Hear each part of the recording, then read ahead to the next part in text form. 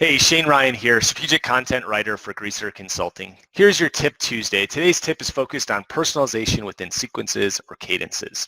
There's an epidemic happening within organizations where we're sending more emails and making more phone calls with diminishing returns. The problem with a successful open rate or click rate being at the industry standard of 5% is that 95% of your content is either not connecting with your prospects or they don't see it as valuable. Today I want to talk about personal statements. They're one way to make your content more human so that ultimately you can help your emails from being ignored. In your first email in the sequence, add a personal statement so that you can talk a little bit more about you as an SDR or you as the business. Second step in your email sequence is adding a personal video, stating a personal statement over and explaining to them how you can be of value to the prospect and how the rest of the sequence is going to connect with them in those different areas.